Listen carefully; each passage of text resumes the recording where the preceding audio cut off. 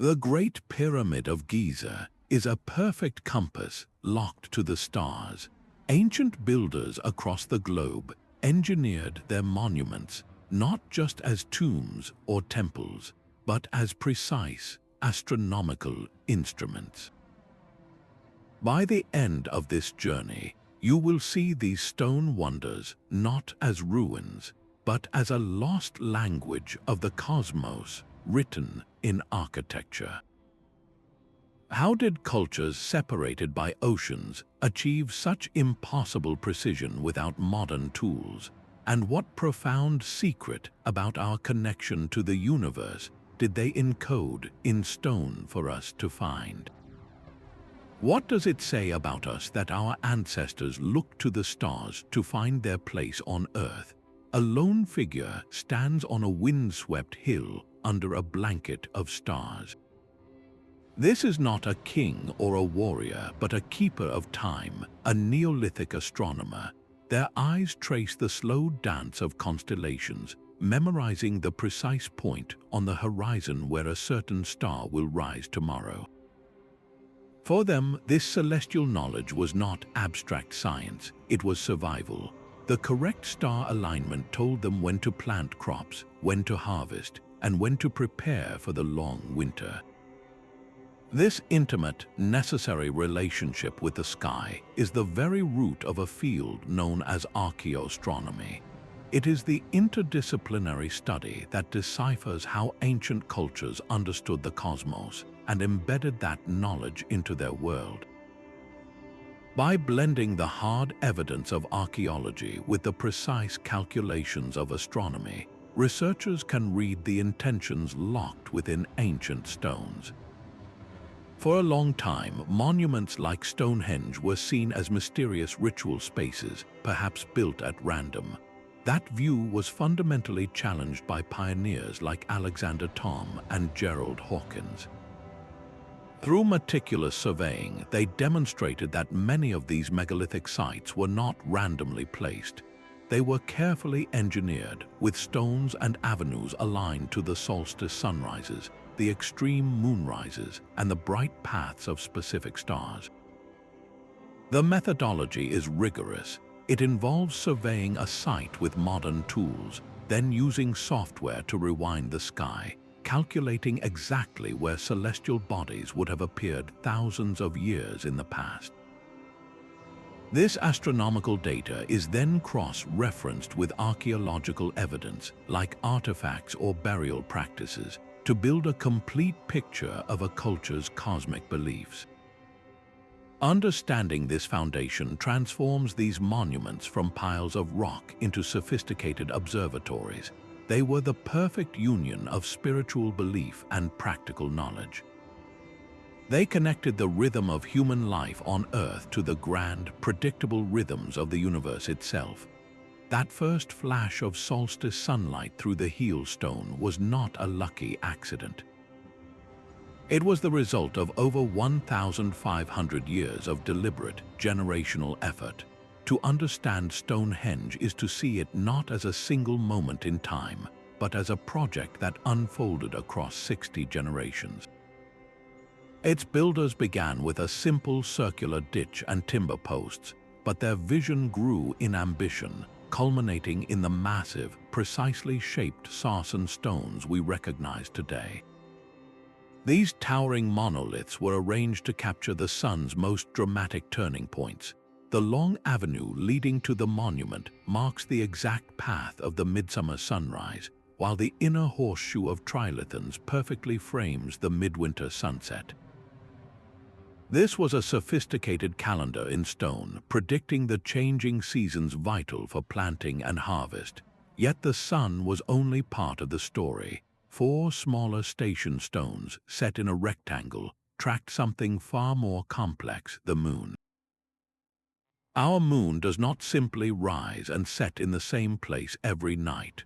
Over a slow cycle of 18.6 years, its rising and setting points slide north and south along the horizon. The station stones were positioned to mark these extreme lunar limits. This knowledge was power. By understanding this cycle, the Neolithic astronomers who used Stonehenge could anticipate eclipses, events that would have been both terrifying and spiritually profound. Recent laser scans of the stones have uncovered ancient carvings of daggers and axes. Some researchers propose these are not mere decorations, but star maps, perhaps marking specific constellations visible during key ceremonies. This transforms Stonehenge from a simple observatory into a cosmic cathedral. It was a place where the community gathered to witness the universe confirming their way of life. The priest astronomers could declare, based on the alignment of a stone with a star, that it was time to plant, to celebrate, or to honor the gods. Here, the practical need to track time was completely inseparable from a spiritual awe of the heavens. While Stonehenge captured the sun and moon on the horizon, another civilization looked higher, aiming their monuments directly at the heart of the galaxy. In the dry, clear air of the Egyptian desert, a priest astronomer knelt in the sand. He used a simple but brilliant tool called a merkit, a forked stick with a plumb line, to track the slow, precise arc of a single star across the night sky. This was not a casual observation. It was a high-stakes survey, and the data he collected would be translated into the most precise building project in human history, the Great Pyramid of Giza. The result of this celestial mapping is almost incomprehensible. The four sides of the Great Pyramid are aligned to the four cardinal directions with an error of less than 1/15 of a single degree. To put that in perspective, that is more accurate than the Royal Observatory in Greenwich, London, achieved in the 19th century. Modern engineers, even with advanced tools, would find this a formidable challenge. How did they achieve such perfection? The descending passageways inside the pyramid were not just entrances. They were precisely angled telescopes of stone, pointing directly at the pole star of that era, a star called Thuban, which held its position around 2500 BC. This locked the entire structure to the axis of the rotating sky, but the pyramid's cosmic connections run even deeper. The narrow shafts, often called air shafts, that extend from the king's and queen's chambers were not for ventilation. One set points directly to the belt of the constellation Orion, which the Egyptians associated with their god of the afterlife, Osiris. The other set aims precisely at the star Sirius, the brightest star in the sky, which was linked to the goddess Isis. These alignments were not random. They were a deliberate map guiding the soul of the pharaoh to his rightful place among the immortal stars. The pyramid itself seems to be a scale model of the Earth's northern hemisphere. Its base perimeter, when compared to its height, produces a ratio that mirrors the relationship between the Earth's circumference and its radius. Some researchers even suggest its height represents 1/1000th of the distance from the Earth to the Sun. Whether by intent or incredible coincidence, the builders encoded a staggering knowledge of our planet and its place in the cosmos. This was more than a tomb. It was a machine designed to launch a divine king into the heavens, a perfect fusion of engineering genius and cosmic mythology that stands as a silent, enduring question to our own understanding of the ancient world. Far from the Egyptian desert, in the dense jungles of the Yucatan, another civilization was writing its own celestial story in stone. The Great Pyramid, known as El Castillo at Chichen Itza, is a masterclass in architectural astronomy. Its design is a mathematical representation of the universe. Each of its four sides has 91 steps, and when you add the single step of the upper platform, you get 365, a perfect count of the days in the solar year. This was not merely a symbolic gesture. It was a functioning calendar, a massive public timepiece that organized the entire rhythm of Maya life. But the pyramid's most breathtaking feat occurs like clockwork during the spring and autumn equinoxes. As the sun sets on those 2 days, The play of light and shadow against the stepped corners creates a series of triangles that slither down the northern staircase.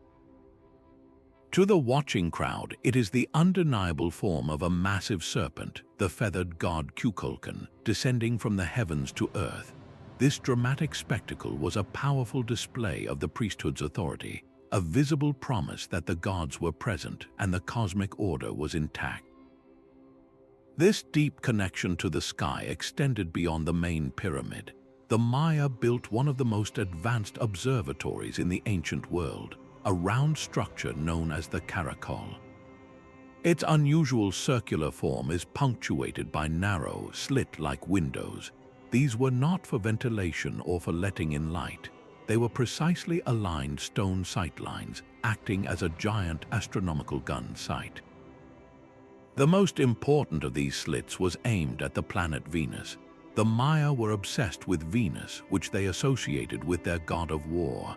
They meticulously tracked its complex cycles, and the caracol allowed them to pinpoint its most extreme northerly and southerly setting points on the horizon. This knowledge was directly applied to statecraft. When Venus appeared as the morning star, it was considered an inauspicious time, often prompting the scheduling of raids and warfare. The stars dictated the timing of battle. Even the sprawling Great Ball Court, the site of their legendary and often deadly ball game, was oriented to capture specific solar alignments during key agricultural periods. And the Temple of the Warriors is aligned with the rising of the Pleiades star cluster, a significant group of stars in their cosmology. For the Maya, astronomy was not a separate science. It was the invisible framework that held their entire world together. It dictated when to plant maize, when to go to war, when to crown a king, and when to honor the gods. Their cities were not just built on land. They were built in perfect synchronization with the cosmos itself. Deep within the Irish landscape lies a miracle of Neolithic engineering, a structure older than the pyramids and Stonehenge. Newgrange is a massive, circular mound, its facade sparkling with white quartzite, built over 5,000 years ago. For 364 days of the year, the interior of its long, stone passage and the central chamber at its end remain in absolute darkness. But on the morning of the winter solstice, something extraordinary happens. As the sun crests the horizon on the shortest day of the year, a single, narrow beam of light pierces a specially designed opening above the entrance, a feature known as a roof box. This sliver of golden light does not simply fall at the doorway. It travels with impossible precision down the entire 19-meter passageway, a narrow corridor of stone, until it floods the central burial chamber with a radiant glow. For approximately 17 minutes, this inner sanctum, a place of eternal rest, is alive with the light of the reborn sun. This was no happy accident. The entire massive mound was painstakingly oriented and engineered to achieve this one brief event. It required generations of precise astronomical observation to understand the sun's most southern rising point, and then the architectural genius to translate that knowledge into a structure that could capture it so perfectly. The builders had to calculate the exact height and angle for the roof box opening and ensure the passageway was perfectly straight and sloped to guide the light to its target. The intricate spiral carvings covering the interior stones are not mere decoration.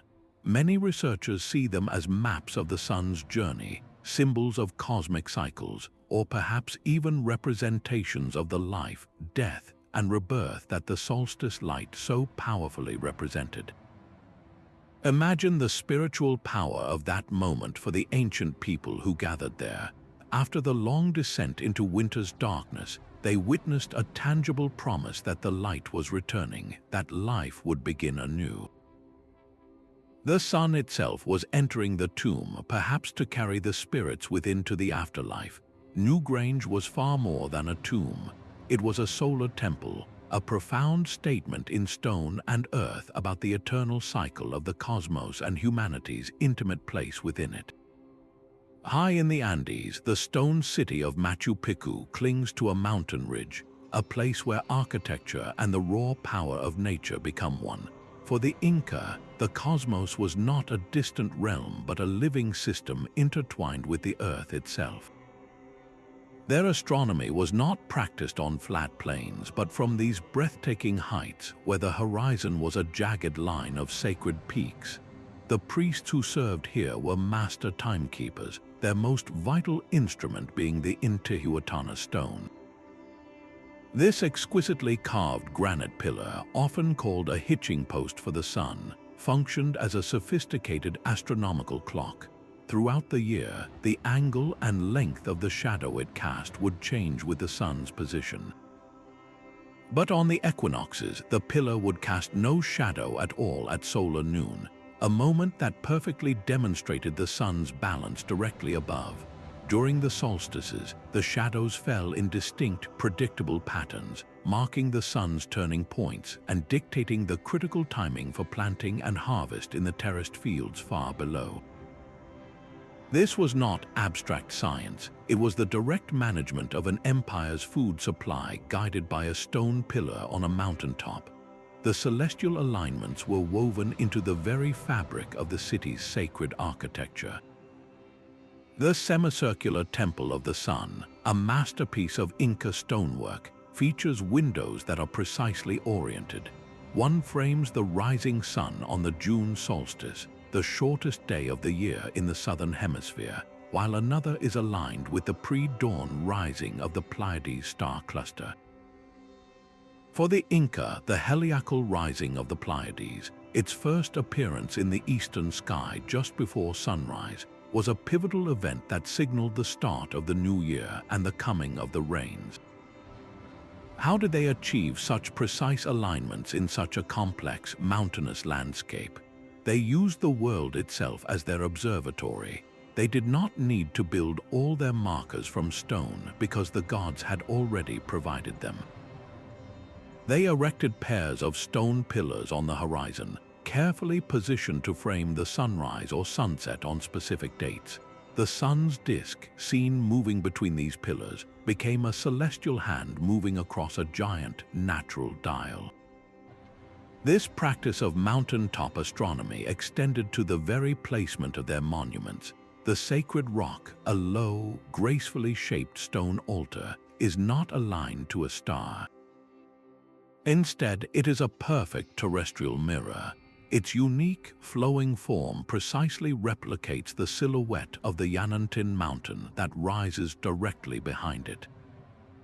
This was a profound statement of the Inca worldview, where a sacred rock and a sacred mountain were reflections of the same spiritual force. Every building, every temple, and every terrace in Machu Picchu was situated in a conscious relationship with the surrounding apus, the mountain spirits, and the sky above. The city itself was a grand instrument, a three-dimensional model of the Inca universe, proving that for this civilization, you could not understand the earth without reading the sky, and you could not honor the sky without building in harmony with the earth. The challenge of finding true north without a magnetic compass seems insurmountable today, yet ancient engineers solved it with nothing but the night sky and simple geometry. Their methods were as elegant as they were effective. In Egypt, the key lay in the circumpolar stars, those celestial sentinels that never dip below the horizon. An astronomer would use a simple sighting tool, like a forked Merkit, to track the arc of two specific stars as they circled the unseen north celestial pole. By marking the point on the horizon that was perfectly midway between the highest and lowest points of a star's path, they could pinpoint true north with astonishing accuracy. This was not a one-time calculation, but a repeated, ritualistic act of observation that ensured the flawless orientation of their pyramids. Meanwhile, across the ocean in Mesoamerica, a different technique was perfected under the sun. The Maya and other cultures used a crossed stick gnomon, a pair of wooden stakes placed in the ground. By tracking the tip of the shadow cast by the main stake throughout the day, they could mark its westernmost point in the morning and its easternmost point in the afternoon. Connecting these 2 points created a perfect east-west line, and from that, finding north and south was a simple matter of geometry. But these directions were far more than just practical coordinates. They were charged with profound symbolic meaning, a spiritual geography shared across the globe. North was often the axis of the world, a stable, unchanging direction associated with the realm of ancestors and eternal order. East was the direction of rebirth, hope, and the life-giving sunrise. South embodied the warmth of the midday sun and the fullness of life, while west was the land of the setting sun, a gateway to the afterlife and the domain of death. This symbolic code explains why a temple in Egypt, a pyramid in Mexico, and a tomb in China might all face the same cardinal direction. They were not just aligning stones to stars, they were building microcosms of the universe itself. Each sacred structure was designed as a perfect reflection of the cosmic order, a place where heaven and earth met, and where human life could be lived in harmony with the eternal rhythms of the cosmos. Tracking the moon required a different kind of patience entirely. Its path across the sky is a slow, complex dance, taking 18.6 years to complete its full cycle of extreme rising and setting points. Ancient astronomers had to observe not just for a single lifetime, but across multiple generations, meticulously passing down the knowledge that the moon would eventually return to its farthest northern and southern limits. This was a test of cultural memory and precision. At Stonehenge, we see this long-term thinking carved into the landscape. The 4 station stones arranged in a rectangle were not aligned to the sun. They were positioned to act as permanent sightlines, marking the horizon points where the moon would rise and set at the peaks of its long cycle. This knowledge granted them a kind of celestial foresight. By understanding this rhythm, they could predict eclipses, events that occurred when the sun and moon aligned at these critical nodes in their cycles. This predictive power would have been immense, transforming a terrifying celestial event into a predictable, and therefore controllable, manifestation of divine will.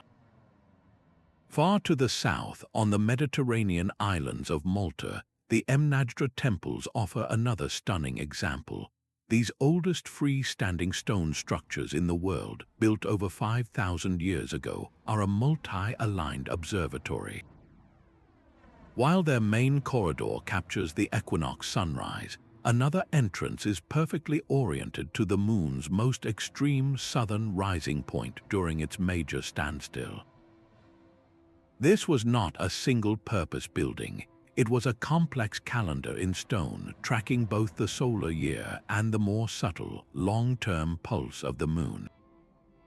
Across the Atlantic, the Maya took lunar observation to its mathematical peak. They did not simply watch the moon, they calculated it. Their priests kept detailed records, refining their understanding of the lunar cycle to an accuracy of under 30 seconds per month. They interwove this precise lunar calendar with their sacred 260-day Tzolk'in round and their obsessive tracking of Venus. This allowed them to create grand calendar cycles like the famous long count that harmonized the movements of the sun, the moon, and the planets. For them, an eclipse was not a surprise. It was a calculated convergence, a moment when the celestial gears meshed perfectly, often dictating the timing of warfare or the coronation of a new king. Why did so many cultures invest such immense effort in tracking the moon? Its influence was both practical and profound. Its phases provided a ready-made, visible calendar for organizing community activities from planting to hunting. Its gravitational pull governs the tides, a vital force for coastal societies. and its cyclical nature of waxing, waning, and disappearing for 3 days before being reborn made it a universal symbol of fertility, death, and regeneration.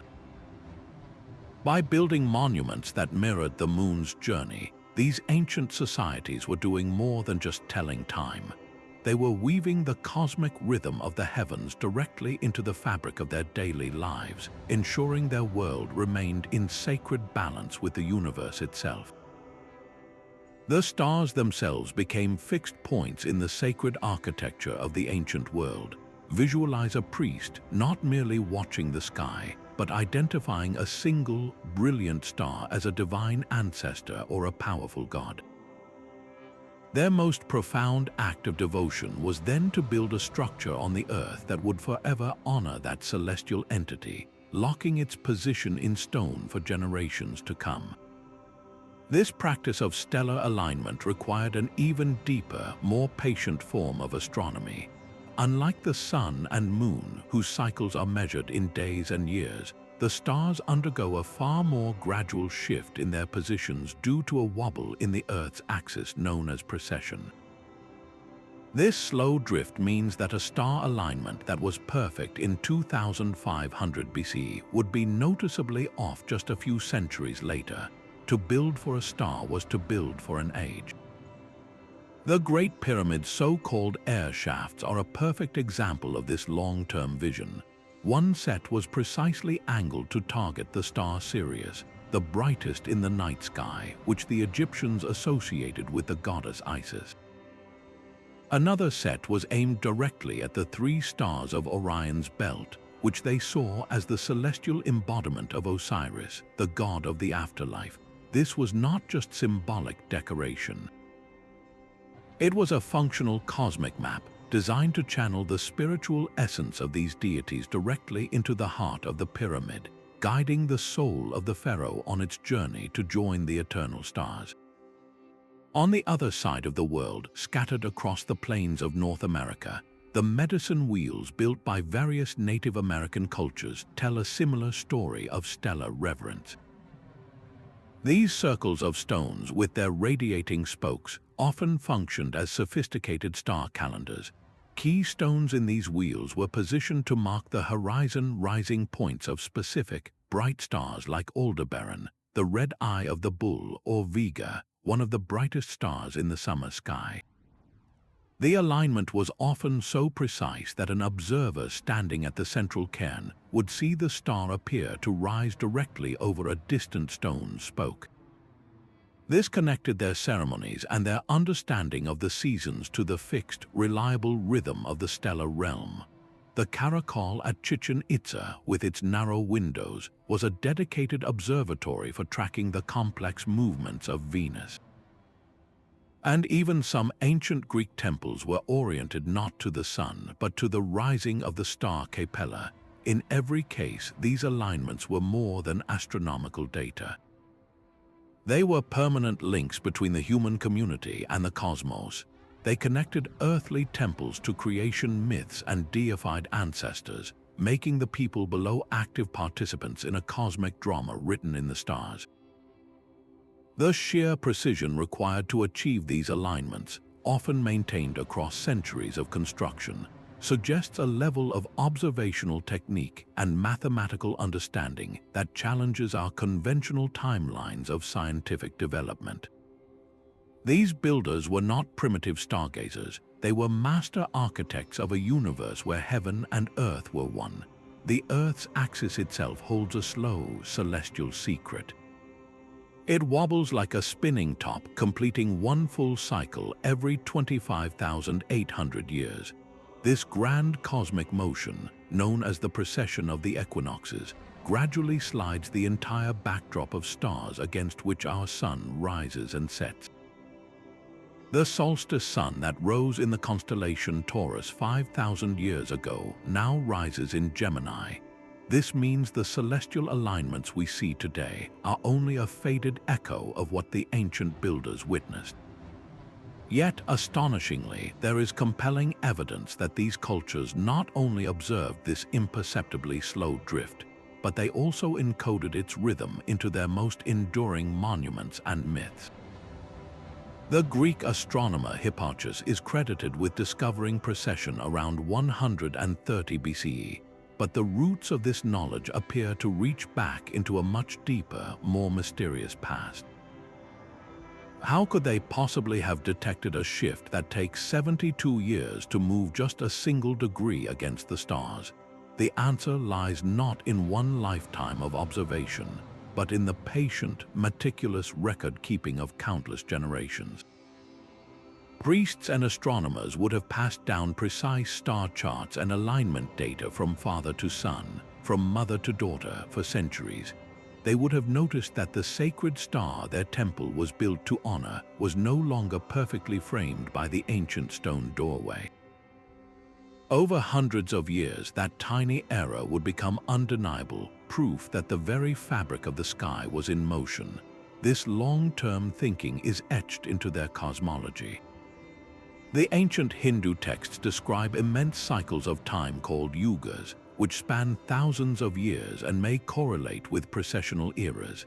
The Maya long count calendar, a complex interlocking of cycles, also appears to track this grand celestial clock. Their mythologies seem to speak of world ages ending and beginning as the stars slowly realign. One of the most debated and fascinating theories involves the Giza plateau.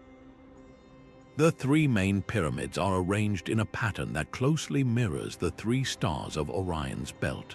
But if we use astronomical software to rewind the sky, we find that the match is not perfect for the time the pyramids were built, around 2500 BCE.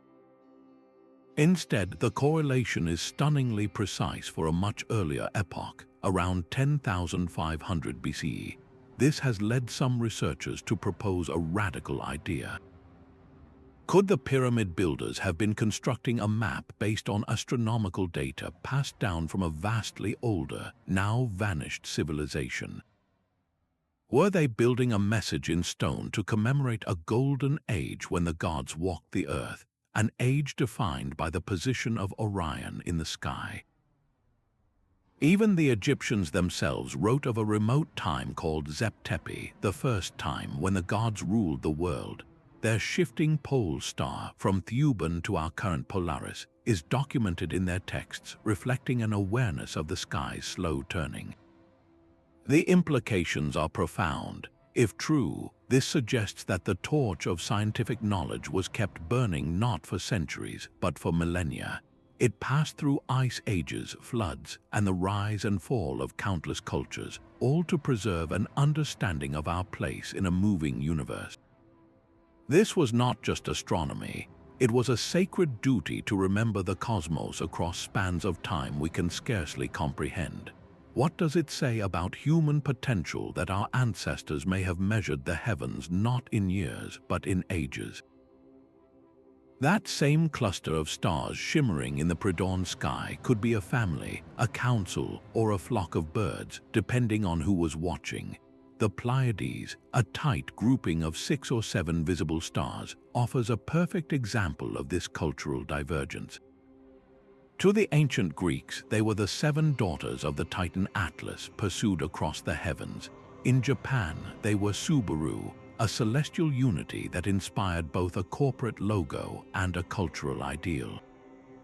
For the Lakota people of North America, they were the dancing children who ascended to the sky. Despite these profoundly different stories, monuments from Greece to the American Southwest were deliberately aligned to the rising of this very same star cluster. This reveals a fundamental truth about ancient astronomy. The celestial mechanics were a universal constant, a shared stage, but the stories played out upon that stage were as diverse as humanity itself. The sun was not just a sun. In Egypt, it was the god Ra, a divine pharaoh sailing his bark across the sky. An alignment to the solstice sunrise was therefore a direct connection to the king's divine right to rule, a reaffirmation of cosmic order. But travel to Mesoamerica, and the sun became a terrifying deity demanding sustenance. The same solar alignment that signaled renewal in one culture could dictate the timing of a sacrificial ceremony in another, a vital act to ensure the sun would continue its journey and not abandon the world to eternal night. The moon, too, wore many masks. At Stonehenge, its extremes marked times for grand seasonal gatherings and spiritual festivals. In the rice-growing cultures of Southeast Asia, however, the moon's reliable phases provided the essential calendar for coordinating the complex, community-wide effort of planting and harvesting the staple crop. The alignment was not for spectacle but for survival. This diversity of meaning explains why two structures built with the same astronomical precision can feel so different.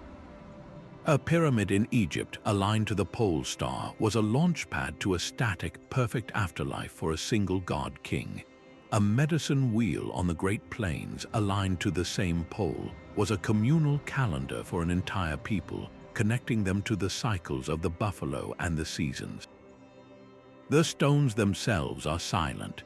It is the cultural context that gives them their voice, telling us whether a solstice alignment was a cause for celebration or for fear, for a king's coronation or a priest's prophecy. The universal language of mathematics and observation was translated into 1,000 different dialects of myth, power, and purpose. These feats of cosmic architecture were not accomplished with alien technology, but with tools of elegant simplicity. Picture the Egyptian surveyor, his merkit held steady in the cool desert night. This forked stick with a hanging plumb line was more than a tool, it was a portable observatory.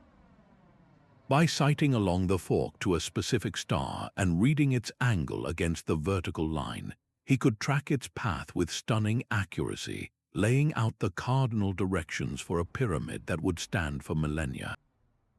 His daytime counterpart used a device called a bay, a notched palm rib, to measure the sun's altitude, turning a piece of vegetation into a precise angle measuring instrument.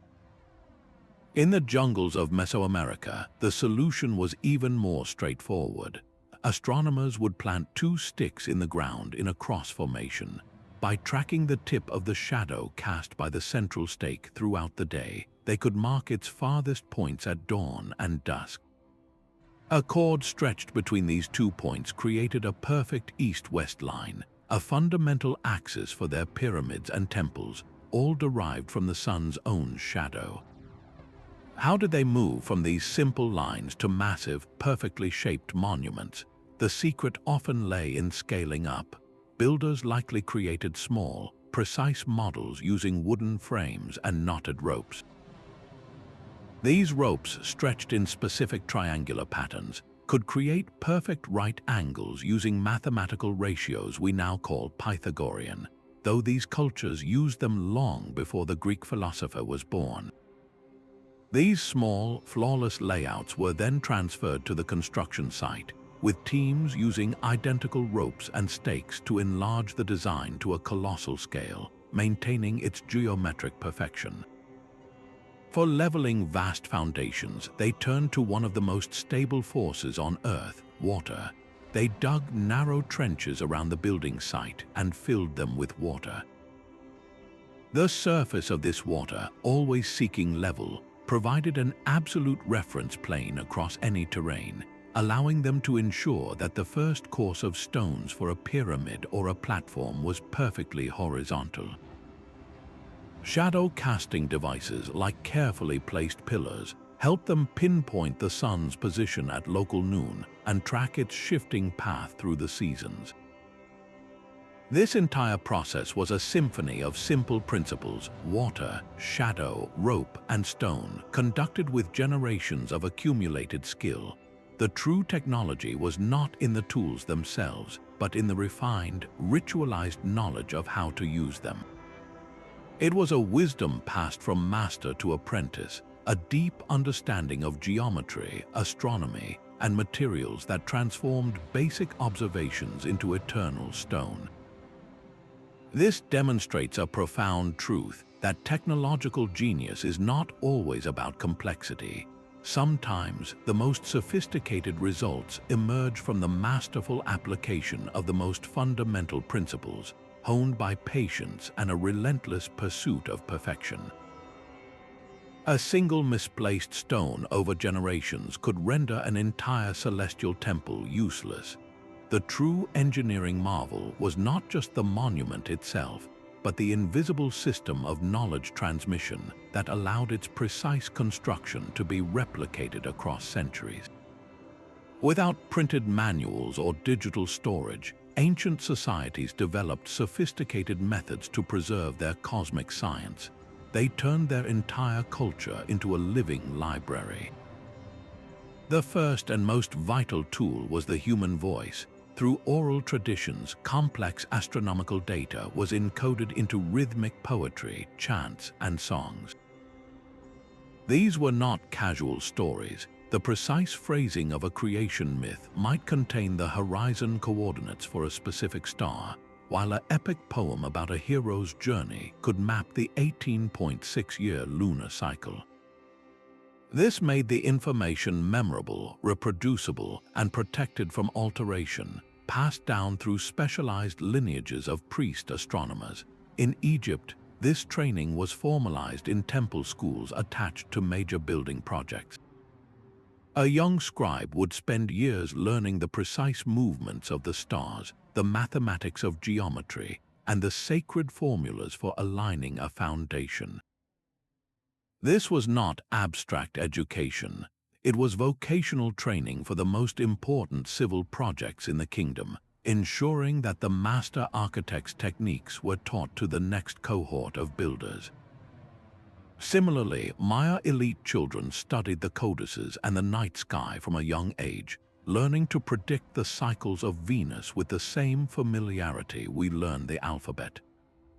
For cultures that left no written records like the megalithic builders of Europe, communal gatherings were the classroom. At seasonal festivals like the winter solstice, thousands would gather at a site like Stonehenge. Amid the ceremonies, the elder astronomers would point out the alignment of the stones, demonstrating the cosmic event to the younger generation. The spectacle itself was the lesson, forging an unforgettable connection between the community's ritual life and the celestial mechanics playing out above them. The architecture was the most permanent teacher. A pyramid's alignment was a fixed data point, a permanent record of a star's position that could be observed and verified by any initiate who knew how to look. The spiral carvings at Newgrange or the station stones at Stonehenge were not just art or ritual objects. They were a built-in instruction manual, a three-dimensional diagram of cosmic order that could be read by those trained in the symbol system. Even mythology served as a robust storage device. A story about a goddess descending to the underworld for 3 days might perfectly describe the disappearance of the moon before its rebirth as a new crescent. By wrapping raw data in the compelling cloak of narrative, the knowledge became inseparable from cultural identity, ensuring its survival through wars, droughts, and the rise and fall of rulers. This intergenerational project culminated in the creation of grand calendrical systems. The Maya long count or the Egyptian civil calendar were not just ways to track time. They were the ultimate synthesis of centuries of observation, institutionalizing astronomical knowledge into the very fabric of law, religion, and agriculture. A farmer planting by the Egyptian calendar was, without knowing it, acting on millennia of accumulated stellar data. This system of layered safeguards, oral, architectural, and ritual, created a stable platform for scientific progress. Each generation could stand on the shoulders of their ancestors, refining calculations and taking on more ambitious projects, all while preserving the core principles that connected their world to the cosmos.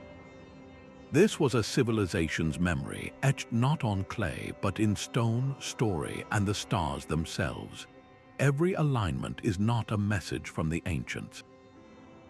The field of archaeoastronomy is built on a fundamental tension, a constant debate in academic halls and research papers over what constitutes a genuine celestial map and what is simply a trick of probability. Researchers must constantly weigh precise astronomical data against the full context of archaeology and cultural evidence, a delicate balancing act between two very different ways of seeing the past. The central challenge is a duality of errors. On one hand, there is the risk of over-interpretation, of seeing meaningful patterns in what are merely random arrangements of stones. The human brain is a pattern recognition machine, and this hindsight bias can lead modern observers to perceive a deliberate design where the original builders saw only a convenient quarry or a stable foundation.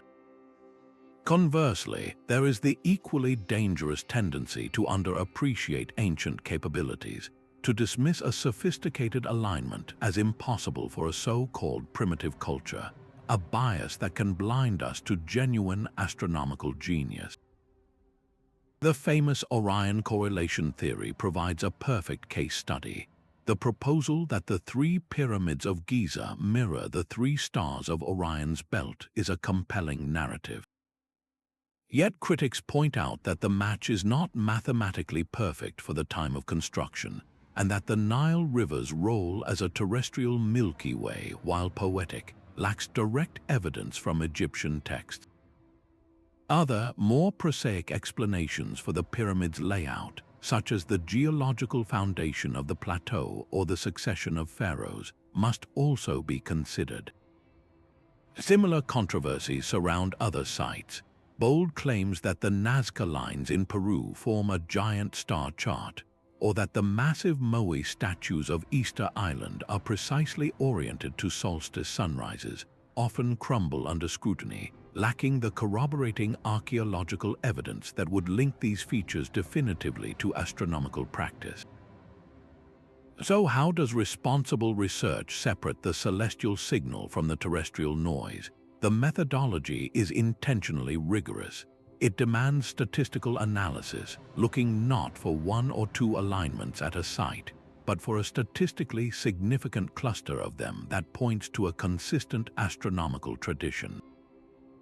It requires rewinding the sky to account for precession, ensuring that the star being studied was actually visible and significant thousands of years ago. Most importantly, it must correlate the alignment with archaeological findings, such as artifacts, burial practices, or iconography, that reveal what those stars or sun positions actually meant to the culture that built the monument. We must also acknowledge our own cultural blinders, an alignment that seems meaningless to us, like a stone pointing to a faint star cluster, might have held profound spiritual significance for the people who placed it there. The goal is not to prove a preconceived theory, but to reconstruct an ancient worldview with humility, balancing open-minded investigation with scientific skepticism. It is a recognition that while our ancestors were capable of breathtaking cosmic insight, they were also human, and not every stone they placed was meant for the stars. That same rope used to tie bundles of stone could also chart the path of a star. Geometry was the silent language these builders used to translate the vast, invisible patterns of the cosmos into the fixed, tangible reality of their monuments. It was a practical, hands-on science born from the simple act of stretching a cord between two stakes. To create a perfect right angle for a pyramid's foundation, Egyptian surveyors did not need a complex theorem. They used a knotted rope divided into 12 equal segments. By stretching it to form a triangle with sides of 3, 4, and 5 units, they effortlessly created a perfect 90-degree angle. This simple application of the 3-4-5 Pythagorean triple was not abstract math. It was a builder's trick, a way to ensure the corners of the most massive structures in history were flawlessly square. This geometric genius was a global phenomenon. The builders of Stonehenge faced an even more complex task, laying out multiple concentric circles and astronomical sightlines with unwavering precision. They likely used a central peg and a long rope as a giant compass, scribing perfect circles in the chalk. But the key alignments, like the solstice axis, required more than just circles. They used Pythagorean triangles, perhaps marked out with ropes and wooden stakes, to create the precise angles needed to frame the rising and setting sun. The evidence is in the monument itself. The geometry is too perfect, too consistent to be the result of chance. Across the ocean, Maya temple architects wove mathematics and astronomy into a single, inseparable discipline. The step pyramid of El Castillo is a functioning calendar, its 4 sides of 91 steps adding up to 365. But its proportions also incorporate the golden ratio, a special number approximately equal to 1.618, found throughout nature in the spirals of shells and the arrangement of leaves. For the Maya, this was not just a pleasing shape, it was a divine proportion, a mathematical representation of cosmic balance that they built into their most sacred structures. The recurring presence of these specific ratios and geometric relationships in Egypt, Britain, and the Americas poses a fascinating question.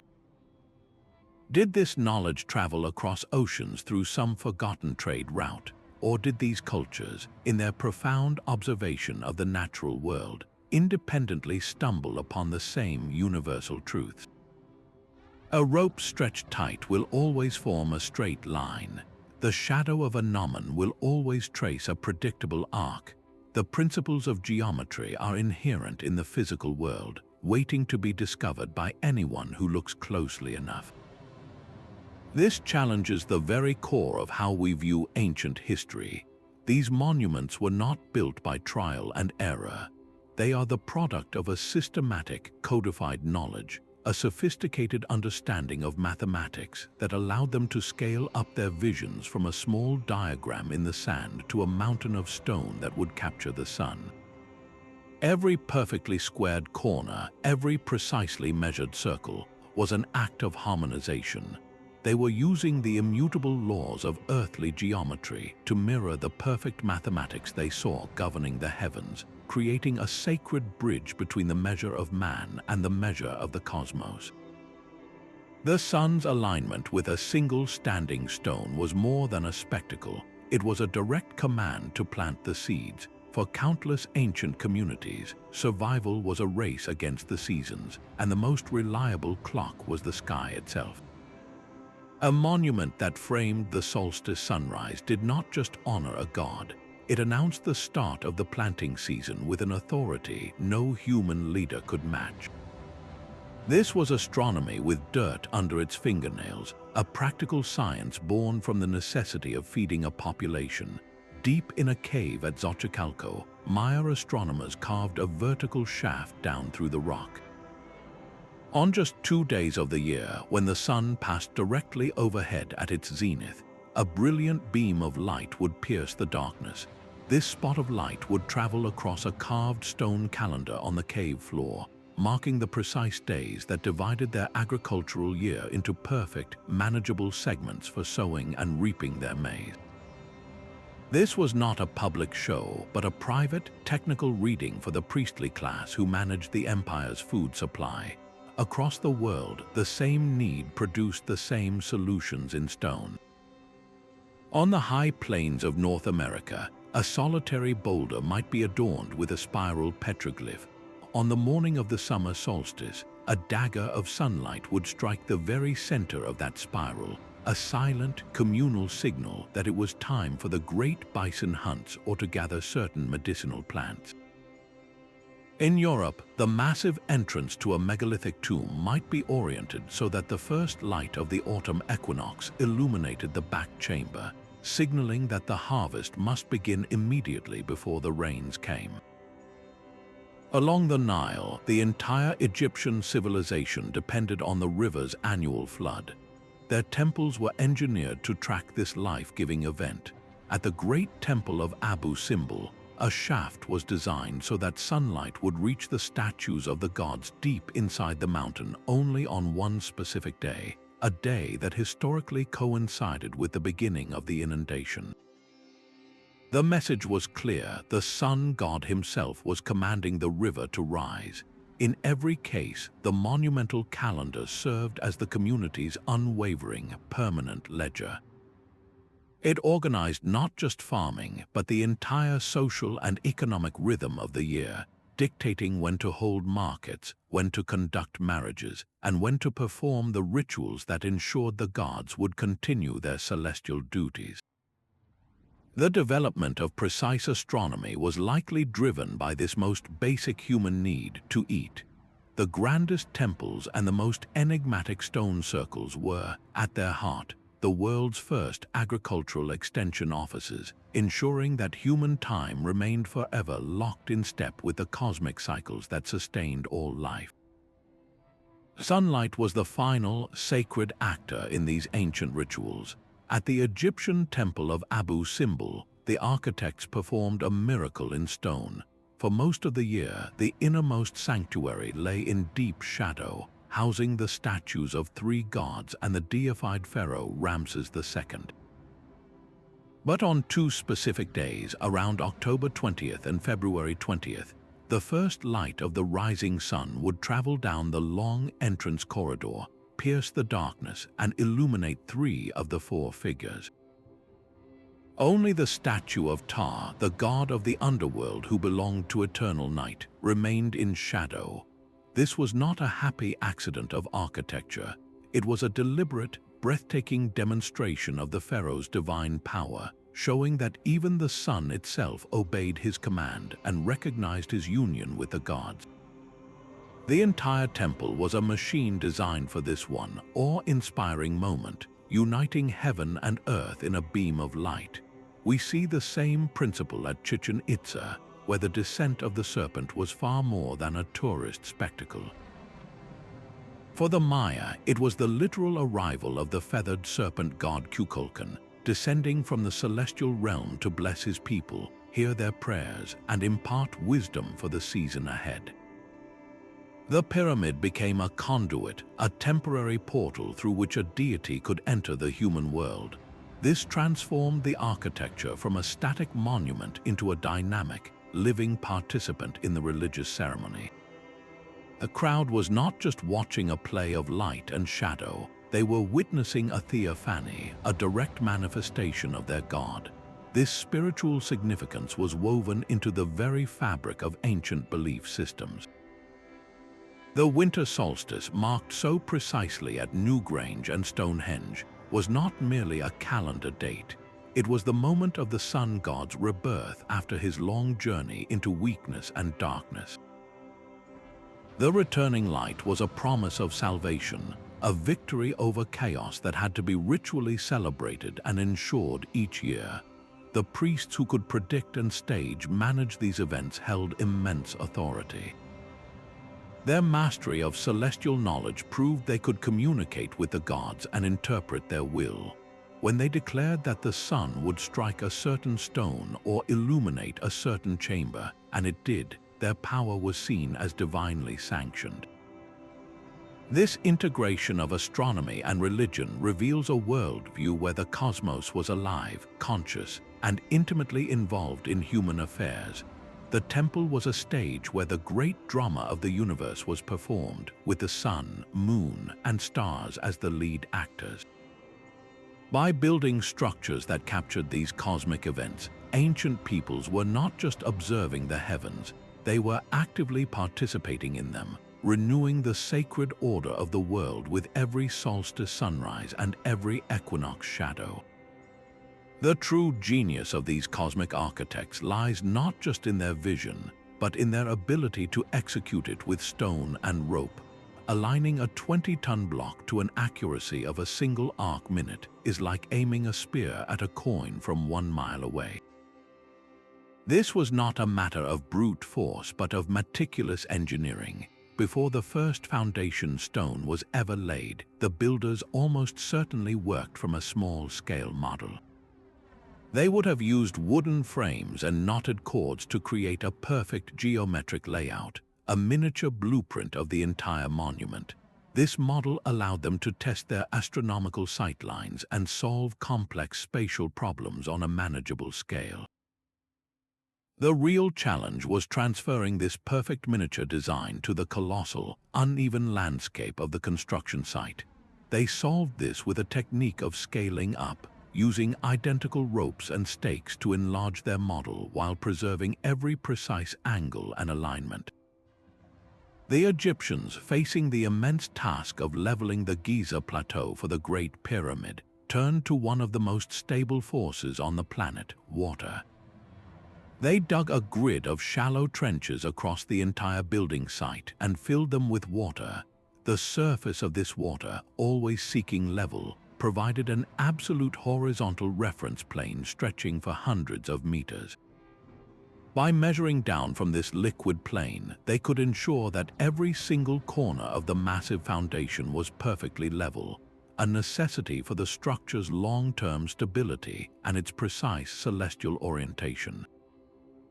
Once the foundation was set, the work of aligning the walls began. How do you ensure that a rising wall hundreds of feet long remains perfectly straight and square? Megalithic builders likely constructed temporary wooden frameworks that acted as giant guides. These frames, precisely positioned using the same chord geometry from the model, would have held the sightlines, allowing workers to place each multi-ton stone in its exact location, knowing it would ultimately frame a specific star or solstice sunrise. The Inca, masters of stone without mortar, took this precision to an almost supernatural level. Their method was one of relentless refinement. They would shape a stone roughly to size, place it in its intended spot, and then meticulously carve and abrade the contact surfaces until the fit was so perfect that not even a razor blade could slide between the blocks. This process, repeated thousands of times, allowed them to build earthquake-resistant walls that also maintained precise astronomical orientations, like the carefully calibrated windows of the Temple of the Sun. The consistency of these alignments across multiple structures at a single site, from the three main pyramids of Giza to the various temples of Machu Picchu, points to something profound: standardized techniques and rigorous quality control. This was not a series of individual, inspired projects. It was a systematic, repeatable science.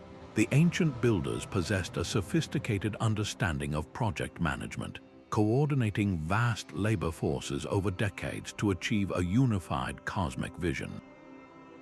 Their legacy challenges our most basic assumptions about ancient technology, revealing a systematic approach to solving immense spatial and astronomical problems that transformed raw stone into the most precise instruments humanity would build for thousands of years.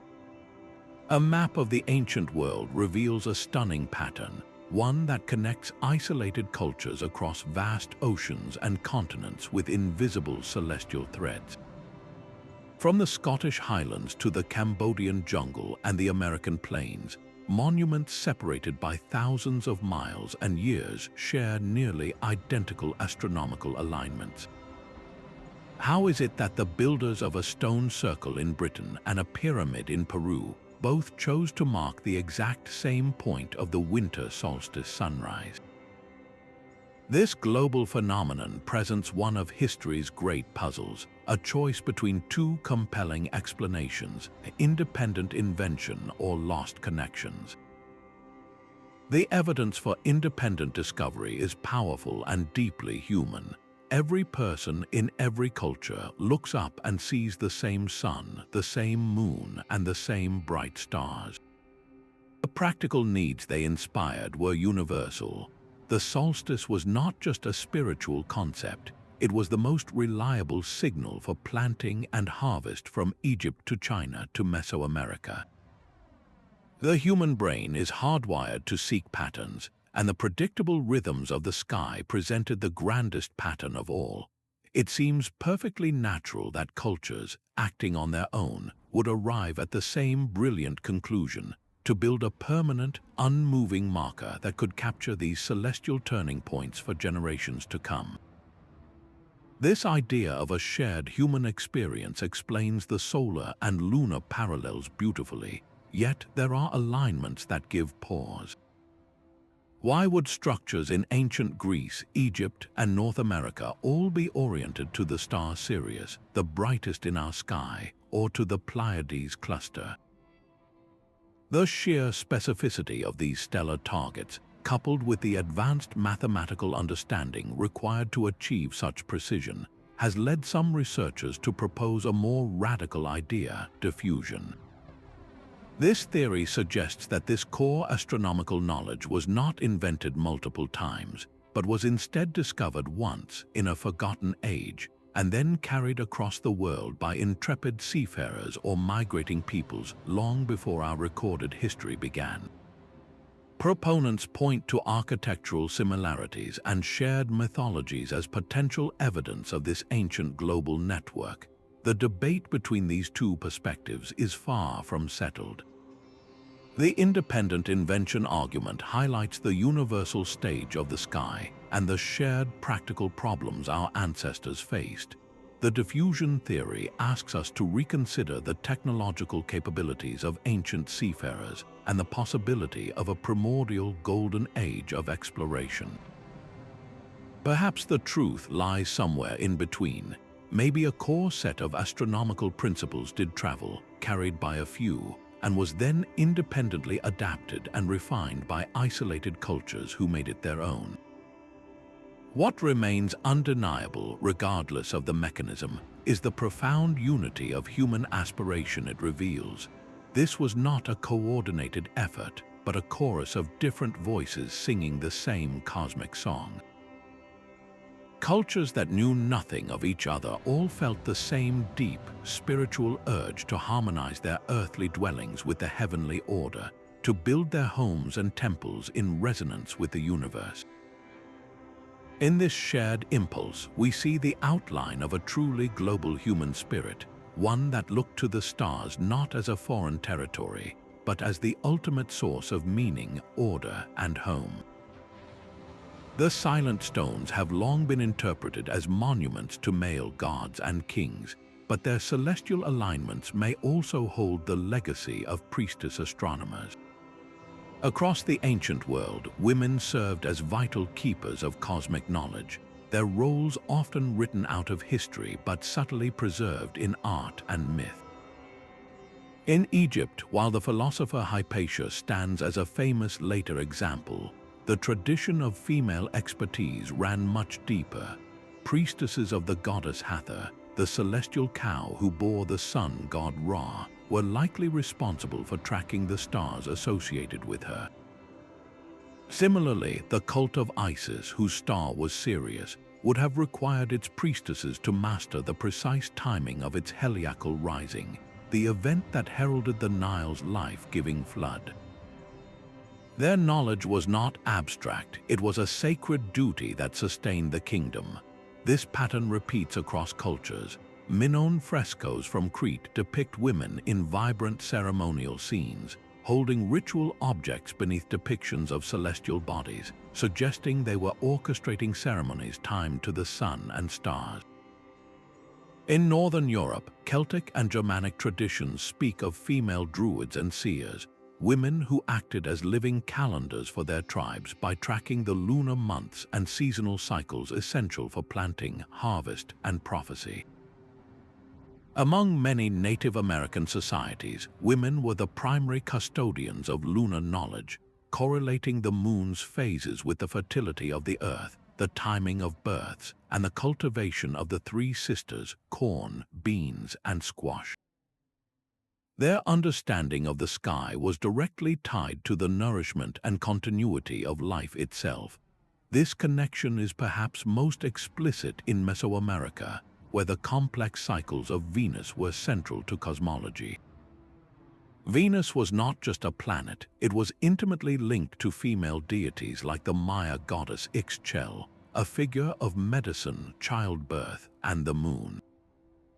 It is difficult to imagine that the meticulous observation of this planet, so critical to statecraft and religion, was conducted without the involvement of women who served these very goddesses. Acknowledging these roles fundamentally changes our picture of scientific history. The great monuments were not built under a single gaze, but through a collaboration of complementary knowledge systems. The grand public alignment engineered by male architects may have been informed by the detailed, cyclical understanding of the moon and stars maintained by women in the temples and fields. This expanded perspective reveals a profound truth that humanity's earliest astronomy was not a monolithic endeavor. It emerged from the full spectrum of human experience, a tapestry woven from both masculine and feminine hands, all looking up to the same stars to find their place in the world. These ancient sites were not static creations but living laboratories of the sky. At Stonehenge, the story is written in the stones themselves, a chronicle of 1,500 years of celestial observation.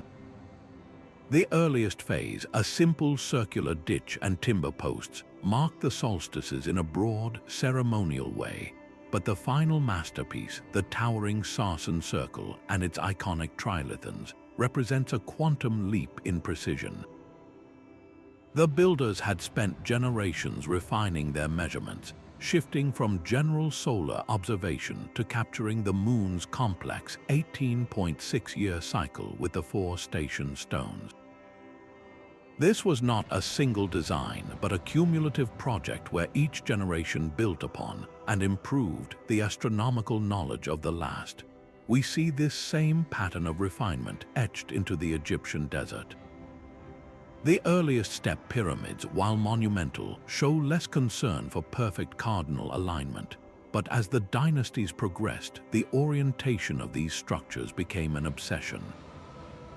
The Great Pyramid of Giza stands as the ultimate achievement of this centuries-long engineering program, its sides aligned to true north with an accuracy that rivals modern observatories. This was not a sudden revelation, but the result of generations of surveyors perfecting their use of the Merkit and their understanding of the circumpolar stars, each pharaoh's project striving for a perfection even greater than the last. Across the ocean, the Maya left a similar record in their codices and temples. Early observations of Venus, while accurate, were refined over centuries into a predictive model of breathtaking complexity. Later structures like the caracol at Chichen Itza, with its precisely angled sightlines, demonstrate a mastery of the planet's cycles that early Maya astronomers could only have dreamed of. This evolutionary perspective fundamentally changes how we view these builders. They were not passive recipients of a perfect, lost wisdom. They were active scientists engaged in a continuous process of hypothesis and testing. A stone alignment that was almost right in one generation provided the data to make it perfect in the next. The monument was both the application of their current understanding and the instrument for gaining new knowledge. The vast timescales involved were their greatest advantage. A project spanning 60 generations could observe the slow wobble of precession, a shift invisible in a single human lifetime. It allowed them to accumulate a deep, long-term understanding of the cosmos, turning each massive stone into a page in a generational research journal. This was not a forgotten science, but a continuously evolving tradition, where each temple laid the foundation for the next great leap in humanity's understanding of the heavens. The entire Giza plateau might be a map of the night sky. This goes far beyond a single shaft pointing at a star, suggesting the ancient Egyptians designed their entire sacred necropolis as a terrestrial reflection of the heavens. The 3 Great Pyramids form a pattern strikingly similar to the 3 stars of Orion's belt, with the Nile River flowing beside them, playing the role of the celestial Milky Way.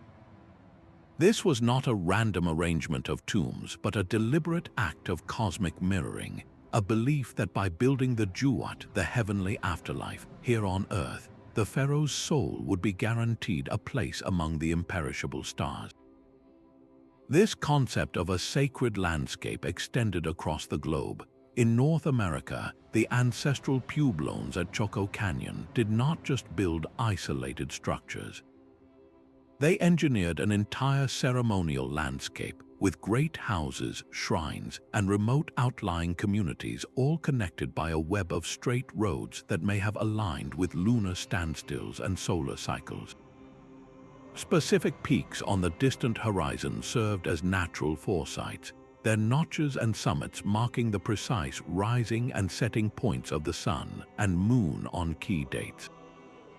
The entire canyon was a giant, integrated observatory where the built environment and the natural world worked in concert to track the cosmos.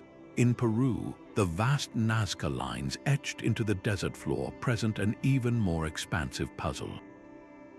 While some lines point to solstice sunrises, others may be giant geoglyphs representing constellations.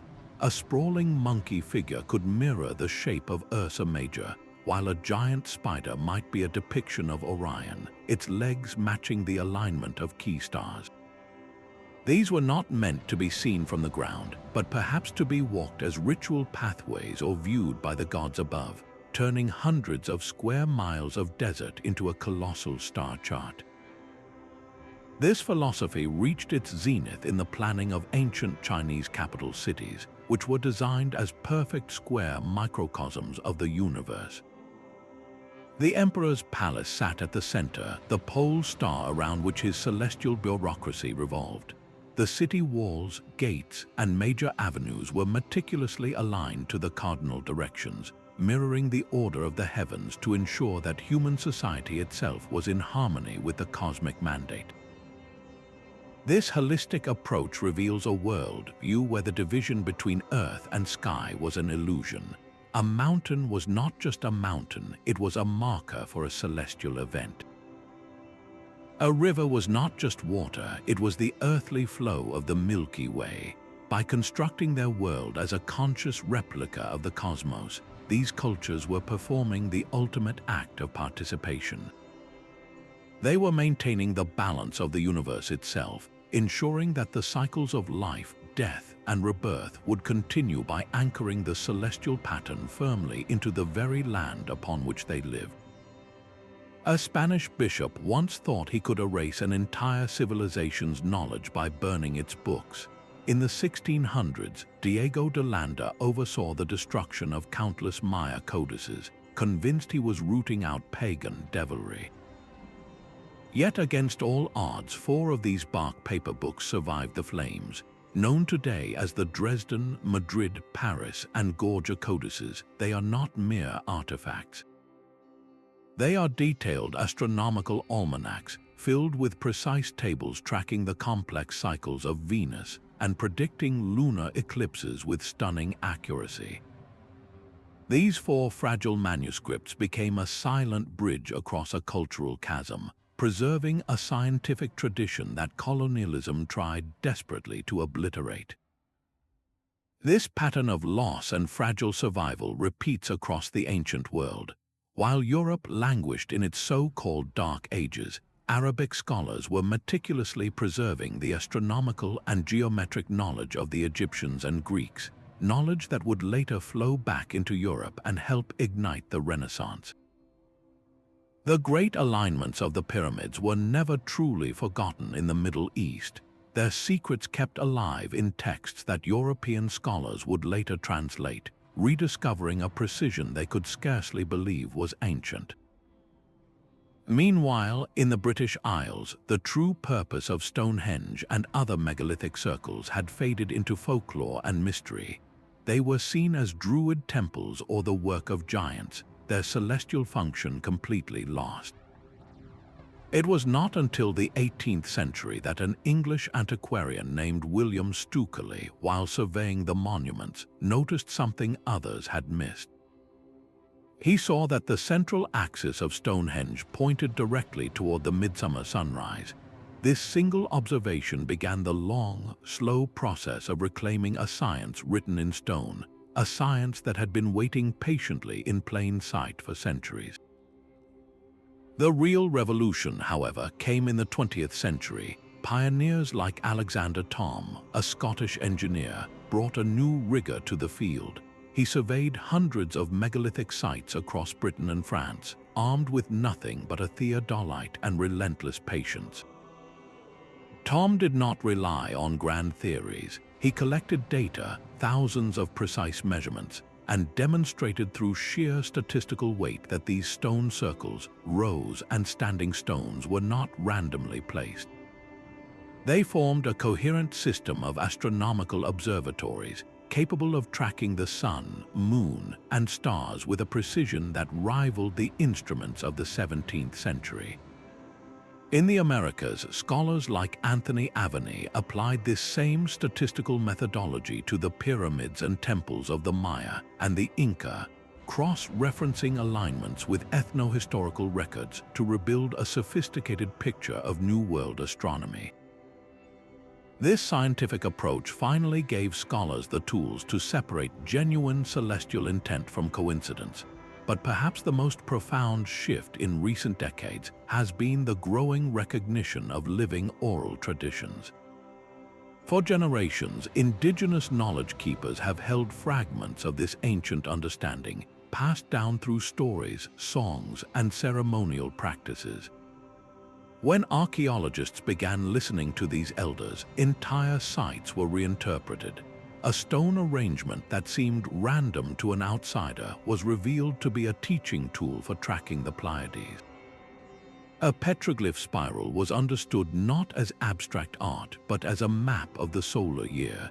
This collaboration has shown that the knowledge was never entirely lost. It was protected, sometimes in secret, against immense pressure, waiting for a time when the world would be ready to listen again. This cycle of loss and recovery reveals a haunting truth about human history.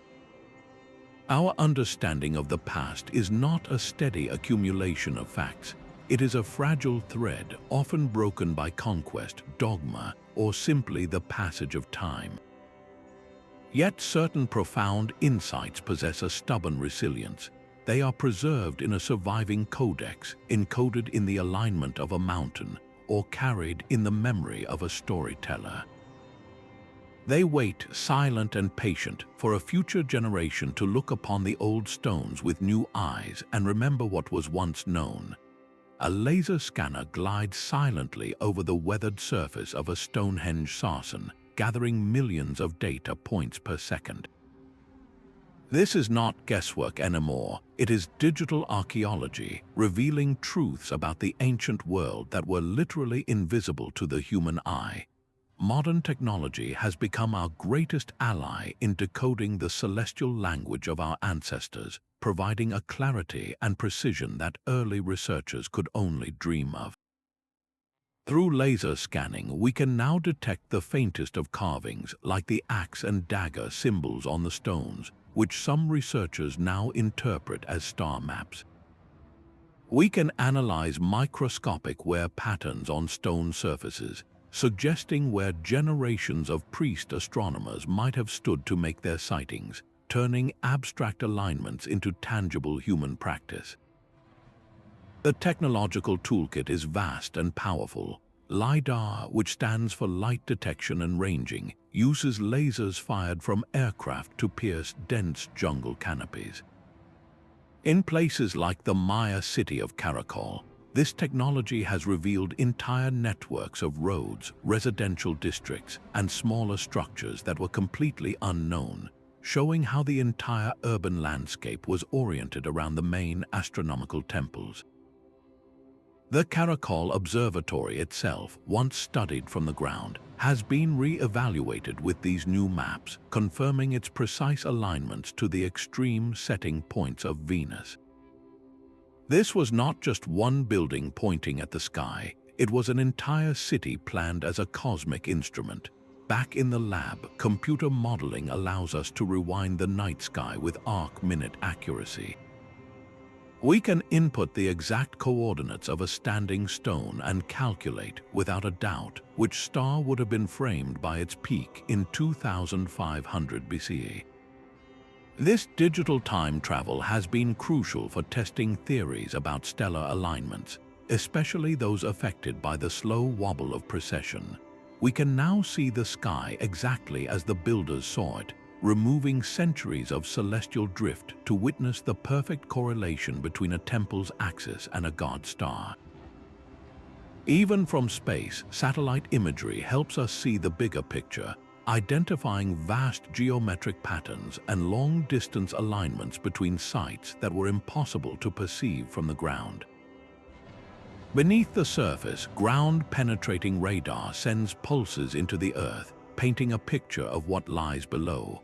This geophysical technique has uncovered buried post holes and fallen stones at sites across Britain, completing circles and clarifying sightlines that were only partially understood.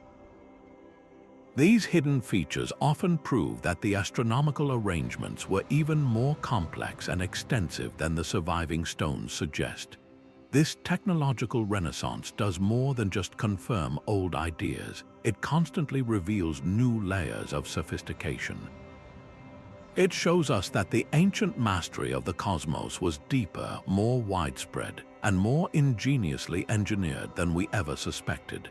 We are not inventing their genius with our machines. We are simply finally able to measure it, bridging thousands of years with science to appreciate the full, breathtaking extent of what they achieved. The same celestial mechanics that guided a stone circle also steer the satellites in our sky today. Our most fundamental units of time are a direct inheritance from those ancient watchers of the heavens. The 24-hour day, divided into 60-minute hours, comes directly from Babylonian astronomers who used a base 60 number system to track the sun's journey. The 365-day solar calendar that organizes our modern year was perfected by Egyptian priests meticulously recording the Nile's annual flood and the consistent return of the star Sirius. This is not a coincidence, it is an unbroken lineage. The atomic clocks that now govern global finance and communication are merely the latest, most precise way to measure the same cosmic rhythm ancient builders observed: the steady rotation of our planet.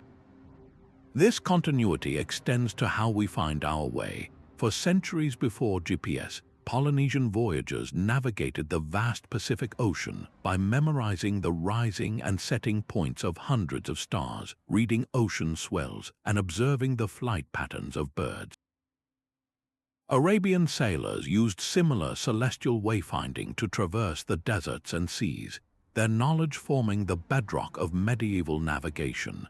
Today, the global positioning system in your phone is a technological extension of this ancient principle.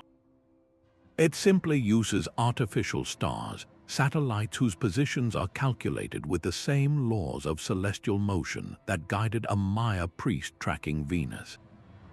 Even the constellations we teach our children, the Big Dipper and Orion, are the same star patterns recognized by cultures across the ancient world, a shared human map of the night sky. This profound legacy reframes ancient astronomy entirely. It was not primitive superstition, but the foundational layer of all modern science. The systematic observation of the cosmos, which began with marking a solstice sunrise on a stone, has evolved into the mathematics that predicts planetary orbits and powers our digital world. Every time you check the time on your phone or use a map to find your way, you are participating in a tradition that stretches back over 5,000 years. You are using the latest expression of humanity's eternal quest to understand the universe and find our place within its grand, orderly design. These stones are not merely relics of a forgotten past. They are a permanent record of a profound human truth, one that connects the lone astronomer on a Neolithic hill to every one of us gazing at the stars today. Our journey from the solstice light at Stonehenge to the mountaintop clocks of Machu Picchu reveals a civilization not of primitive superstition, but of sophisticated cosmic genius. These builders achieved an impossible precision with ropes, water, and patient observation, encoding a deep understanding of celestial rhythms into the very bones of the Earth. Their monuments were both practical calendars for survival and spiritual bridges to the divine, a dual purpose that shows how seamlessly they wove the practical need to eat with the spiritual need to belong to something greater.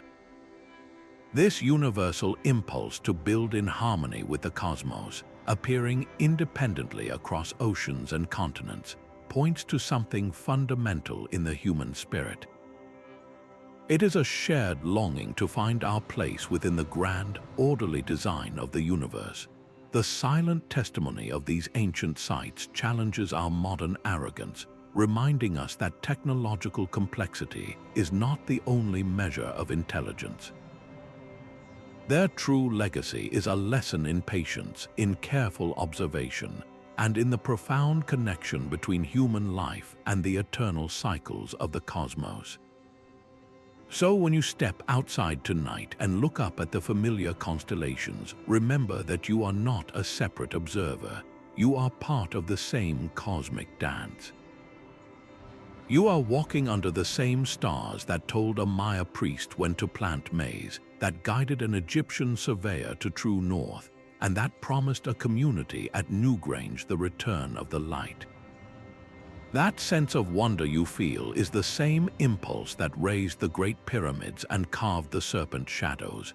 It is an ancient, unbroken thread of celestial wonder, connecting you across thousands of years to every human who ever looked to the heavens and saw not just points of light, but a mirror for our own existence.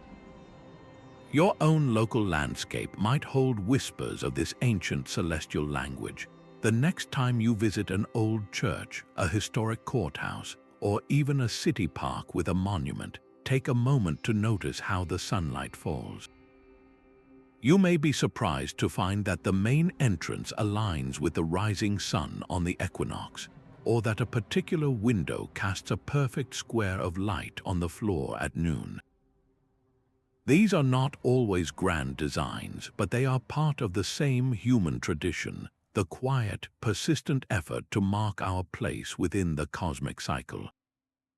If you cannot travel to Stonehenge or Giza, seek out a dark sky park or simply step into your backyard on a clear night. Learn to identify just one constellation, like Orion or the Big Dipper.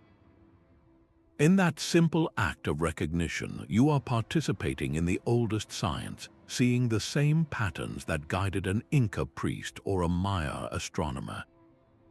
This knowledge is not locked away in the past. It is a living heritage waiting for you to reclaim it. I am deeply curious to know which alignment from our journey resonated most with you. Was it the serpent slithering down El Castillo, or the solitary beam of light awakening the chamber at Newgrange? Perhaps you have been fortunate enough to witness a solstice sunrise at one of these ancient sites yourself. Share your experiences and reflections in the comments below. Let us continue this celestial conversation together. If these stories of stone and star have sparked your curiosity, I invite you to subscribe and join our community. We are constantly unearthing new connections between the wisdom of the past and the mysteries of our present, exploring how humanity's oldest questions still echo in our modern world.